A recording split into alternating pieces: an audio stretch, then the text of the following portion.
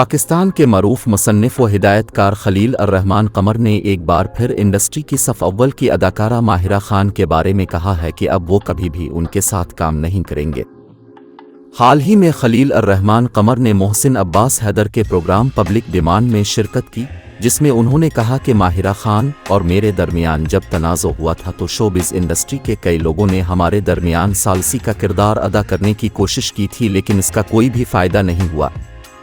انہوں نے مزید کہا کہ میں حیران ہوتا ہوں اور حیران رہوں گا کہ جس قدر میرا ماہرہ خان سے عزت کا تعلق تھا وہ کسی بھی طرح اس بات کی اجازت نہیں دیتا کہ وہ اتنا بیہودہ ٹویٹ کرے۔ میں کئی بار کہہ چکا ہوں کہ وہ مجھے کال کر سکتی تھیں، مجھ پر خفا ہو جاتی تو میں انہیں وضاحت دیتا، لوگوں کو یہ چیزیں بعد میں سمجھ آئیں جب لوگوں نے مجھے مسلسل سنا۔ انہوں نے کہا کہ وہ انتہائی اچھی، باصلاحیت اور خوبصورت اداکارہ ہیں، لیکن میں ان کے ساتھ کام نہیں کر پائے گا۔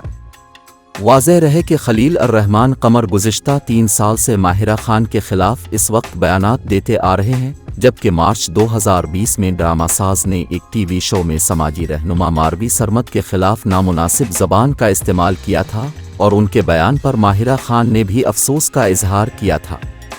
ماہرہ خان نے مارچ 2020 میں خلیل الرحمان قمر کی جانب سے سماجی رہنما ماروی سرمد کے لیے ٹی وی کے پروگرام پر نامناسب زبان استعمال کیے جانے پر ٹویٹ کی تھی۔ ماہرہ خان نے خلیل الرحمان قمر کو آڑے ہاتھوں لیتے ہوئے اپنی ٹویٹ میں لکھا تھا کہ وہ ٹی وی اسکرین پر عورتوں کی تضحیک کرنے والے شخص کی جانب سے ماروی سرمد کے لیے کہے گئے الفاظ پر حیران ہے۔